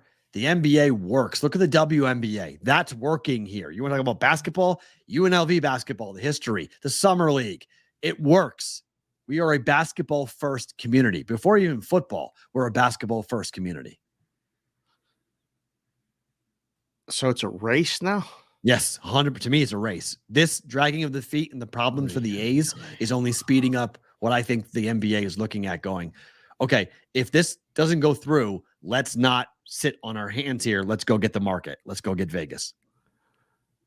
Oh, because Seattle wants a team desperately, and they're set up as well. The Kraken have done so well. You put the Supersonics back up there, and it works. Right. 2 Western Conference teams comes over. You take 2 of the more Western, Eastern teams, if you will, like New Orleans. You put them in the East. Take somebody else, put them in the East. and it works. You know, would this work if we started another division of the brigade services? BTS, the Brigade Transportation Services. JC from KC just came in and said he wants to do that. Or Addison said BPS, Brigade Parking Services. Like, we'll put people in spots and stuff. I'll run a parking lot. I've done that in the past. We can help people. If we get a team, I think we're going to buy a parking lot. That's a good idea. Because parking lots you can always get people to park. I got guys in Pittsburgh that run parking lots. They do pretty well. So, I don't know, man. Like, I don't think the graphic said, did the A's move to Vegas die last night? I don't think it died. I agree. But, man, it's on life support. Like, clear. We're putting the paddles on and because this was the pushback that said, hold on. People don't want it. Why don't you just pay for it? Well, here's the problem. One, the A's suck. Okay. The A's are so bad. They're having a historical, horrific year. More on that in a second. But the idea of moving a pro baseball team that is really bad, and you stand up there with a straight face and you say, we're going to average 28,000 a night. Yeah, man. People are like, because remember, when they were doing the sales job on Allegiant, they were saying that there were going to be upwards of 90 events a year at Allegiant. Not just football games. Not just football. They counted an MLS schedule that never materialized. Okay? In Allegiant? Yes. They were supposed to host a Major League Soccer team. Never materialized. It's a big building for an MLS team, but go ahead. No, they play at football stadiums all the time. But yes, I agree. They would build a soccer-only facility. But that's why I went to San Diego. San Diego's building a soccer-only facility, so MLS went to San Diego, not going to Las Vegas. And one of the few times Vegas missed out on a team that they wanted. But they were talking about all these different things they were going to put into Allegiant. And so far, look, the attendance has been so good and the room rates have been so high that the taxes are fine, and we're paying for the stadium no sweat. We're in a surplus for paying for the stadium with the 1% room tax. But it's really problematic when you start talking about what will be in the ballpark. And you say to somebody, well, we think that there'll be 81 home games and 28,000 people will go a night. And when you're looking at the team, even the most dumb sports fan who knows nothing about sports goes, timeout. What do you average now? 2,000. Right. 2,000? And you're telling me you're going to do, what, like 14 times more here in Vegas? Well, yeah, because the team will be better. And well, why? Why will the team be better? Well, we're going to spend more. And how do you know that? We don't, but we're going to hope to do it. Okay. It's almost $2.3 million or 2.3 million fans that they would draw. Correct. Go look at the annual attendance for MLB. If any, like drawing over 2 million fans, other than for a couple major markets, is above the league average. Correct. No, we did this. 28,000 a night is the league average. That is right at 15. That is right where they went. All they did was they went to the high and the low, and they took the median, went in between the middle, and said, that's what we're going to say we're going to average. Like, they didn't just come up with that 28,000 a night number of the 30,000 seats, by the way, which means they're going to be near capacity every night, which is not happening. It doesn't work. There's 41 home games with the NBA. There's more star power. The Lakers, the Suns, the Clippers, the Warriors, the Trailblazers, the Jazz. Like, Vegas is perfectly situated to have an NBA franchise with natural rivals that people want to go and watch and want to spend their money to go see. Right. I'm right back to it. Baseball is a failure here in Vegas. NBA basketball is a absolute man. You were already moving the team in. I was. I thought once we got to this point where we started to see pink slips giving out to the Trop people, I thought it was done. I thought it was already in the horses. The hay was in the barn. It was done. Yeah. Not even close. People in Carson City are pushing back hard on this, and the A's are right back to the same spot. Hey, guess what, guys? Nobody wants you. Nobody wants you. You are an unwanted commodity. You're a baseball team. And that's great. What? Now what? Now they play in that. Now they get moved to either a Sacramento, a Salt Lake City, Portland. Yeah. Sacramento would be you keep it in California. You give them a team to go up against. You're not moving them too far. You're moving them, but not moving them too far. Allegedly, the A's feel like Sacramento would be them tucking their tail and leaving the Bay Area, like massive defeat, where the Raiders rode out on like a white horse going to Las Vegas, and everybody was like, "Oh my gosh, look what the Raiders Once just they did." leave, they don't care. San Diego, the Chargers left, and they said, "See ya, you're bye-bye." Like, but think about it though. They went to LA. They went up. Same thing coming to Vegas. They went up. Brand $2 billion stadium in LA, $2 billion stadium in Las Vegas. Like, to go from Oakland to Sacramento is like, just from a geography standpoint, people have said that the A's won't stomach that. They can't handle it. Yeah. Portland, same thing. It looks like a loss. It looks like and billionaires don't like to look like they lose. The boys and girls are talking in the chat to each other. This is outstanding. They're all finding out they're all trying to come up with more services for the brigade. One star just went in there and said, "Brigade music services. If anyone in the brigade needs to promote music, you got a guy." This is incredible what's happening. And Mikey Awesome and him are talking right now. They're going to be sitting talking next to each other on Thursday and Friday, live at the Circa at the show we're doing. I can't wait to see us talking and doing the show and trying to keep an eye on the chat while they're right in front of us or walking around behind us, or we have them on, if they're actually paying attention. They're not going to be, nor should they be. Want them on vacation. Take their time. Enjoy it. Don't worry about us. That's fine. Yeah, don't worry. Yeah. We'll do the show. We'll do the show. You guys are in Vegas. Have fun. Right. Yeah. That's good. Okay. Go have some fun. Right. So your Pirates win, but not on the run line last night. Like we jinxed that. We knew that. We did. But the A's have lost now 15 consecutive road games. It's a new record. 15 consecutive games. That ninth inning last night for them. Team record for the A's. For the team total, most losses in a row in Oakland A's history, or A's history. Yeah. That ninth inning. Did you watch the ninth inning at all? I saw the highlights. I wasn't watching it live. I saw the score, but I was rolling around laughing. I was laughing my ass. Like, I'm watching and going, all right, it's 5-4. The A's can score. Not the closers in the game, different pitchers in the game for the Pirates, a guy I've never seen before. Right. Leadoff single. That was his first career save. Okay, 99-mile-per-hour fastball just raked up the middle. Runner on first base. Yep. One pitch. The guy's going to try to steal. He's a speedster for the A's, center fielder. Second pitch, guy goes. The catcher knew he was going so easily. He started up out of his stance before the pitch even got delivered. Like, he knew, here he goes, bang, throws him out. Next batter, double. Runner on second now. Blue would have scored. If the double would have tied the game. You didn't send the runner, the double would have tied the game. Oh, he would have scored from first. He didn't have to try to steal. Oh, yeah, yeah, probably. Yeah, scored a double most likely. Scored from first. Speedster would have scored easily from first. Yeah, right. Now you have one on, second base, one out. Bloop single. Runner is Noda, first baseman, slow as molasses. Can't read the ball right. Can't figure out, is it going to land or not? I don't know. He's in between, goes back. Right. Only gets to third base. First and third now, one out. Fly ball ties the game. Oh. Pop fly to center, 2 outs. Next batter, strikeout, game over. 5-4. I was laughing my ass off going, this team, they just can't do anything right. They can't do anything right. Doesn't matter what they can't do. Even when they score 4 runs, they can't figure out a way to win a game. More on the Pirates later. Yes. What is wrong with Alex Manoah?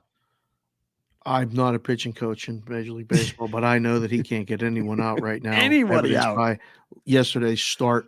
Somehow they were favored when the game started, and then he didn't even get out of the first inning. He got 1 out, you said, right? Alek Manoah last year. Alek Manoah was a finalist for the Cy Young, had 16 wins, a 2.24 ERA.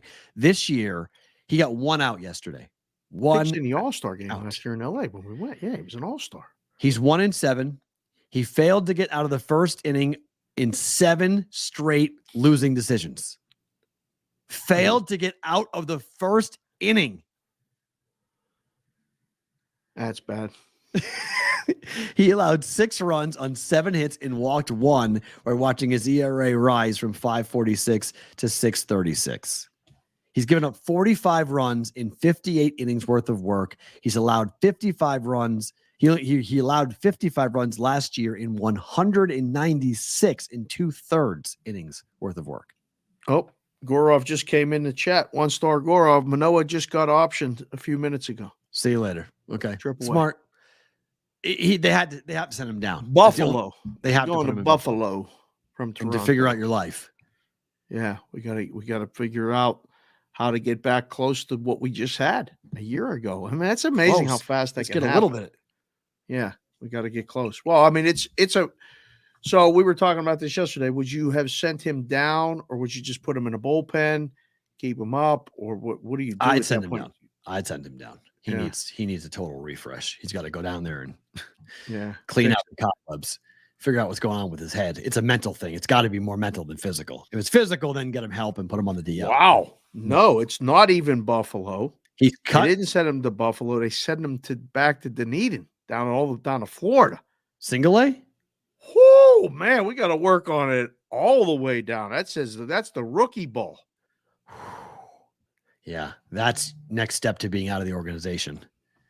No, I don't think. I think it's zero pressure. Get down there and listen. You're got to get fixed. It's not a 1 week stay. When we send you to Florida, you're going to work on everything. We're going to rebuild the machine, right?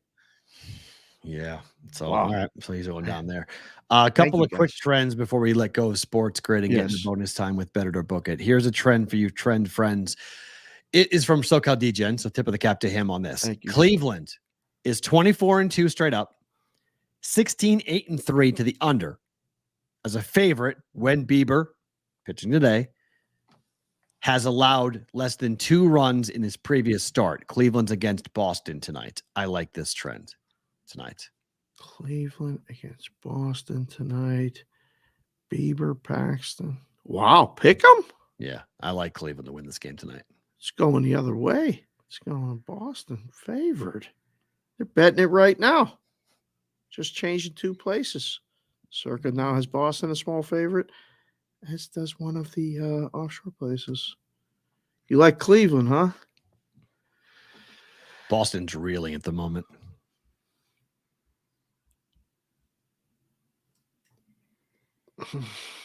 I'm leaning to Cleveland too. Okay. And then one final one. The Rays are 41-4 straight up over the last 45 home games as a -150 favorite or more. They're -170 against the Twins. This goes back to my favorite line ever in our Discord channel that was stated, you only pay the juice if you lose. Oh. So laying 150 is not that bad. Laying 170 is pricey, but if the Rays win, what's the matter? I mean, you're still laying juice. Try not to lay juice in life. Like you're just trying to, get even money if you can. I mean, small juice in life. This is big juice. 170. I mean, I don't find a reason to take the Twins in this spot. Nor do I. Yeah. And then you mess with the run line, you get burnt like you did last night with the Pirates. So probably lay it. You could do, if you want to get a little crazy today, Pirates, Marlins, Arizona, and the Rays. 4-team money line parlay. What are you doing now with that? Why are you just giving it on Sports Grid? Oh. Just giving it on Sports Grid. If you guys want to have a little fun with it tonight, you can just say if it hit, I can say we gave it to you on that. Sports Grid, thank you so much for you guys who are with us live on YouTube and Twitter. Don't move. It is time for bonus time.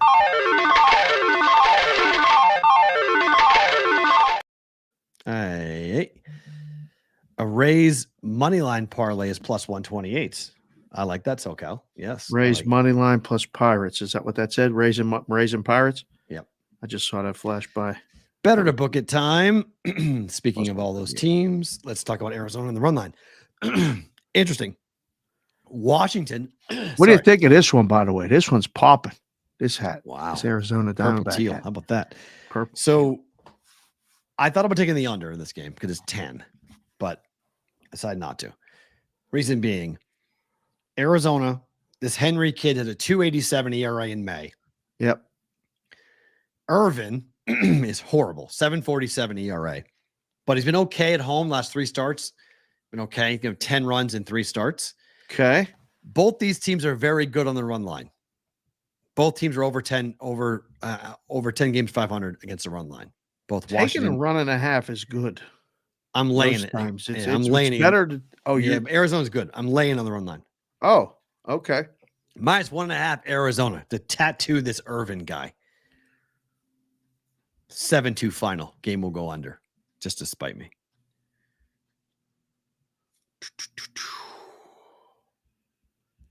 Run line? Can't we just do money line at -125 or 30? It's down to that. I mean, it was way more expensive than that last night. Oh, it was -150 overnight. It's -130 right now. Okay, son. It was not. Yeah, I don't want to lay the run and a half. What's the run line now? Money line. I'll book this. Line? I'll book the run line. Okay. What's the run line price now? Current run line price spread. +115, +110. Okay. +115. Yeah. Arizona's 35-25 on the run line this year. Okay. Washington is 36-23 on the run line this year. But as the home I'll team, book it. I'll take the home team plus a run and a half. Just so you know, as the home team, Washington is 15-16 on the run line. All right. And on the road, Arizona is 17-9 on the run line. They have not played the Washington Nationals. Oh, look out for the Washington Nationals. Marlins money line against Greinke on the road. He pitched really well last time out. Still lost 2-1. Who did? Greinke. Okay. So I don't want to go run line. I don't want to go over. I don't even really want to go under. I think the Marlins are playing extremely well right now. KC is horrible on the road. Okay. Marlins money line. I'll lay the juice. Bet it. Okay. I like that. Against Greinke. Yep, against Greinke. JC from KC gets mad at us when we pick against Greinke. He knows his team stinks. It's okay. Yeah. And then finally, I couldn't find a third bet for today, so I just had to go with the typical Pirates run line. Pirates run line. Do you know the stat, by the way? Somebody sent me this stat that was nuts. What? On the Pirates. Pirates over 8 days? No, the Pirates are 0-20 on the run line in their last 20 games against American League opponents. Say that again? The Pittsburgh Pirates are 0-20 on the run line against American League opponents. That's not all this year, is it? No, but over the last 20 games against an American League team. I was going to say, they played 20 games against American League teams already? Dating back. Well, this is a new year, a new team. But they haven't won a game on the run line yet this year. They've played multiple American League teams. I know. Still bet it. Mitch Keller's on the hill. Yep. That's why I bet it. He's been very, very good. Oh, extremely. I think he's got at least 8 Ks in 7 straight games. Over his K prop again, but use 6.5 because I have a feeling it's going to fall 7. Okay. So you could move it in some sportsbook apps. Pirates run line. What's the total in the game? I mean, why do you got to do this? I did this every day. What do you mean? I know. It's every day. Wow. -300 in some places already on this game. Yeah. People need to stop asking me this question because it's starting to get annoying. What? They keep on asking me, are you doing it today? Are you doing it today? Are you nervous? Are you doing it today? Doing what? Fading the A's on the run line. Every day. Every day. You just said it. But they don't listen. People listen to the show. Every day they get nervous. They're like, I don't know, man. I don't know. Then don't bet it. I'm betting it. I'm not telling you what to bet. I'm just telling you what I'm betting. I'm betting against the A's for the next, it's now the 6th until the middle, in June 16th. We got 11 more days of this. Of betting against the A's to see where we're at. We're currently up 4.3 units doing this. So let's just see what we have. If I lose money, I lose money. It's an experiment. It's working. Right now it's working. But the question is not whether you're doing it or not. We're doing it. Doesn't matter the game, opponent, that stat, 0 for 20. I don't care if it was 0 for 100. I'm still betting the Pirates on the run line. Oh, Addison said they don't mean the A's run line, Matt. They mean the Guardians. Are you doing it? Are you doing it? Are you doing the Guardians? After reading the trend is your friend until it's not. Stat. No, this was last night. Two people asked me last night about the. Oh, okay. A's. I don't know what happened last. This night. is not now. This is people DMing me on Twitter, asking me before the juice comes out. Are you doing it again? Are you doing it again? Are you doing it again? Gotcha. Yes, I'm doing it again. I'm doing it every day. Okay. Yes. Right. I don't always make it official on the juice. I just go ahead and say I'm doing it whether you want to do it or not. Just last night I couldn't find. I hate the slate tonight. It's a really boring. Like this is a Tuesday boring baseball slate. Is it? Yes. It's just blah. Dodgers, Reds, no appeal. Yeah, no appeal. Sorry. Mets, Atlanta. Reds fans. Things are going so well for the Reds that they're all jumping up and down about a prospect coming up to play baseball for them. Did you see that kid pitch yesterday in his major league debut? Okay. It was awesome. It was that's not the Cincinnati kid. That's not the kid. They're bringing up the number one prospect in baseball to play. He hasn't played yet. Oh. He hasn't made his debut yet. That's why Brahmacamp was saying bet the Reds to win the division. Yeah, Brahmacamp. I mean, I saw what you're doing there. You're making that shit personal. We're in BBB bonus time, right? Yes. Yeah. So he's betting against the Reds winning the division would mean the Pirates do not. So that was personal, Brahmacamp. I saw what you did. Is it really though? Is that really personal? Are the Reds going to win a division? I mean, anyone but the Pirates. I mean, it's But the Pirates. What do you mean? Pirates can win the division. No, they're not. They're in first place. It's June 6th. They're in first place. Check your standings. They're not. The Brewers will win the division. Relax. Relax, Francis. You need to relax. What do you mean relax? You need to relax. Talking about we're June 6th. We're first place. I'm going to the playoff games. I'm telling you right now. The worst division in baseball. It is the worst division. Congratulations. Like jumping up and division down. Champs or division champs. They don't ask how was that the is division. True, but I don't think they're going to be there come the end of September. These Twitter people do need to watch the show. Stop asking you these questions. Mm-hmm. She's right. Lisa, the Brewers are just, what is going on with the Brewers? Yikes. They're a mess. They really are a mess. It's so weird. Do you believe today we have no hockey, no basketball? We just have baseball. WNBA games. No girls softball, no women's softball today because we got those 2 games yesterday. It's a rough slate. We just have baseball today. Oklahoma advanced. Oklahoma advanced. Oklahoma plays Florida State. 3-game series starts tomorrow. For it all? What's that? For it all? Yeah. Oh, cool. Wednesday, Thursday, if necessary, Friday. I said to Kylie, would you like to go to the game? We'll go to game 2 Thursday. And she's like, isn't your show on Thursday at Circa? And I was like, oh, yeah, that's right. We can't go to the game Thursday. That's right. Whoa. What are we doing here? Can't be No. Yeah. I knew that. And she knew that. They're still mad about the under 21 thing. Sorry. They're not Can't tell you about that. We have to be 21. Favorite thing about today is what? The video. Can you play the video again right now? Hey guys, how are you? Matt Perrault, Dave Sharapan, Bostonian versus the book. Dave, we have a little bit of an announcement to make. Little one. Small one? It's kind of a big one. Yeah, it's kind of a big one. Yeah. So football contests are the rage.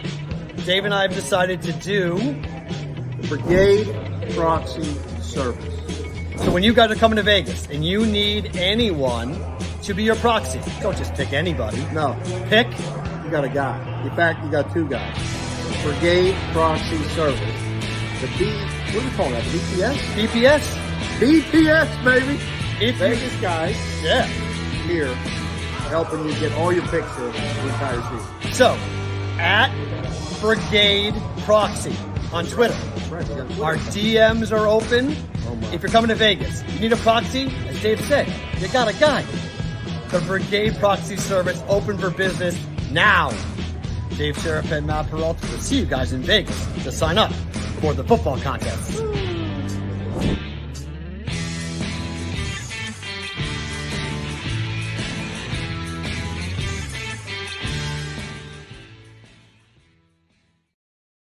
Yes, that is the best thing about today. Yes. Oh, watching it again and again, it's amazing. And I'm so glad. Listen, a lot of people they ask me all the time, what are you and Perrault doing? And sometimes I go, I don't fucking know. I really do. Like, I mean, and it's okay. And like, we've had so many of these discussions and have talked about so many things and finally just said, you know what? Fuck it. We're going to do it. And we're going to figure it out as we go. Got a little bit of a plan, shot a little promo.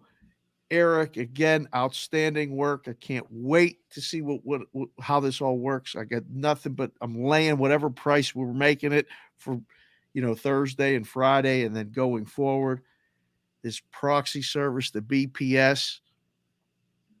Listen, if you don't want to do it, it's no harm, no foul. No. But if you want to do it, not saying it will be a, it'll be a win. It doesn't mean you're going to win a contest, but it'll be a service that I think if you want to participate or you're on the fence, just get to Vegas. We'll make it as easy as possible, and we'll make the procedure throughout the year as easy as possible for you.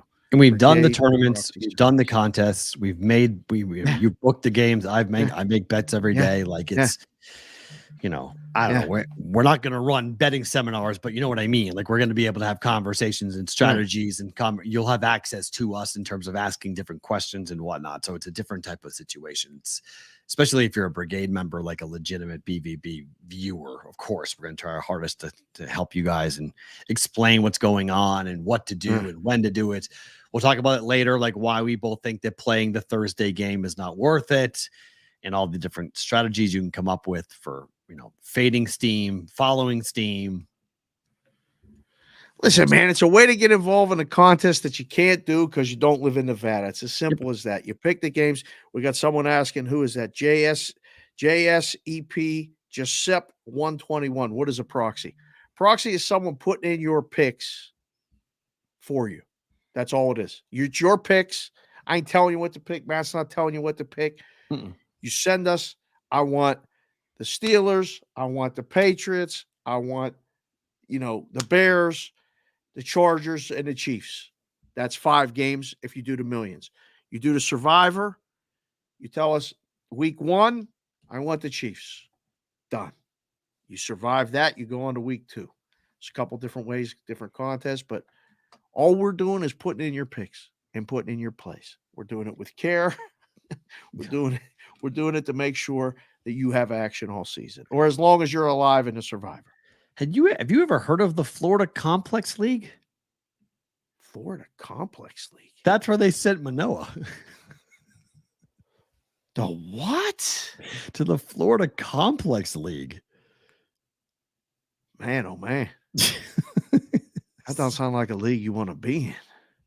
Somebody says, is that the rival to the California Penal League? California Penal League from Major League.